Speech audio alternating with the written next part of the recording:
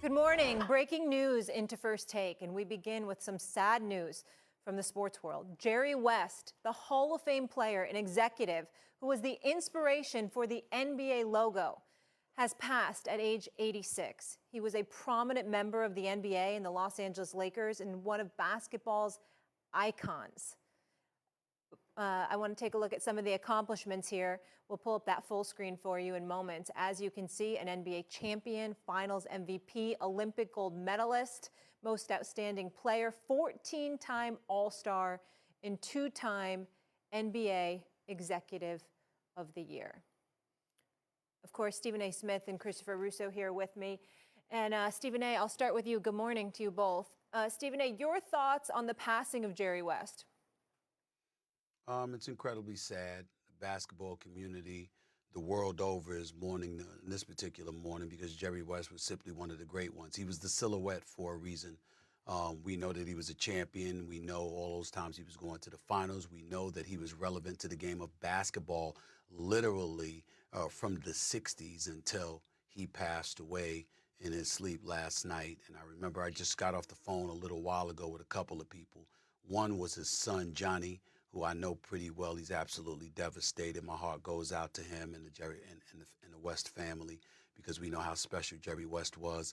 Talking to owner Joe Lakeup and reminding me about how he barely even knew Jerry West initially, but knew what respect he commanded and how ultimately they had met at Dan Tanner's and then the restaurant in Los Angeles. And then lo and behold, Jerry West was working with him for the next 6 years. This is the Jerry West that wanted them and insisted on them keeping Klay Thompson instead of trading them.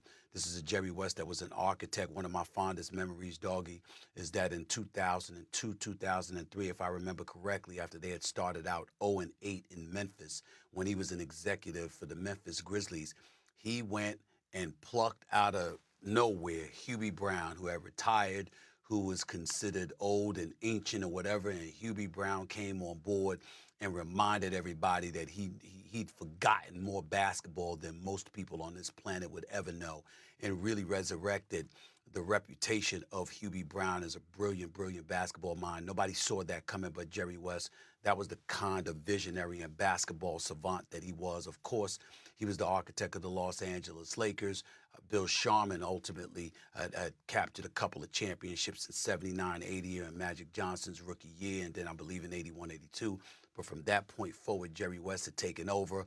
They had gone to 7 consecutive conference finals, 6 or 7 NBA finals. They had won 3 of the 6 NBA finals that they were in during his tenure. And then years later, when the Lakers went through a little bit of doldrums, he got Shaquille O'Neal to come from from Orlando to Los Angeles, drafted Kobe Bryant, not drafted Kobe Bryant, but basically got him from the Charlotte Hornets who had drafted him. They worked out a draft day trade and what have you, even in advance.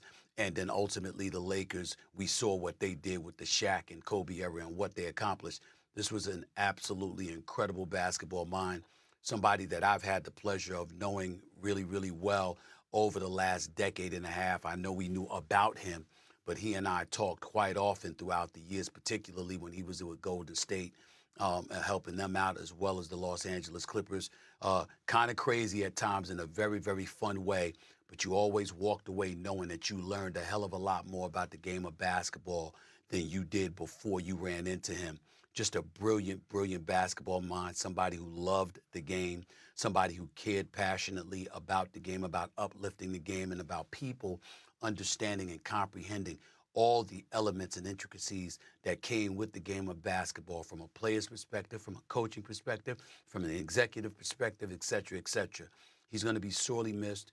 He was universally respected, and people like me and others who got to know him personally, we know how sad of a day it is today for him to be gone because he was just a special, special man. When it comes to the game of basketball, there's very few people on the planet that you will ever find that knew more, that was more outspoken, that was more just in terms of articulating everything that the game is supposed to be about.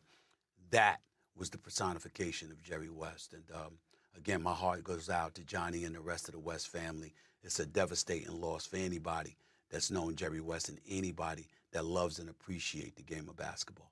Now, Stevie, probably the greatest combination of player executive the league has ever had. West Virginia, 1960. Brother died in Korea, so he was always motivated to do well for his brother. An incredible player. In a lot of ways, Baylor was in Minneapolis. When they got to L.A. in 60, it's almost like West brought the NBA to Los Angeles. Elgin Baylor, too, but Elgin got hurt, and he was with the Minneapolis Lakers. Jerry got drafted by the Lakers, brought his coach out with him, Fred Schaus. And, of course, he kind of didn't start right away, and we all know how great he was. Remember, he is the greatest Celtic opponent in the history of the NBA in the 60s. He lost all those titles to him, but he was the MVP of the 1 year, and if he didn't tear his hamstring, they would have won that series. He averaged 36 a game in that series against Boston in 68-69.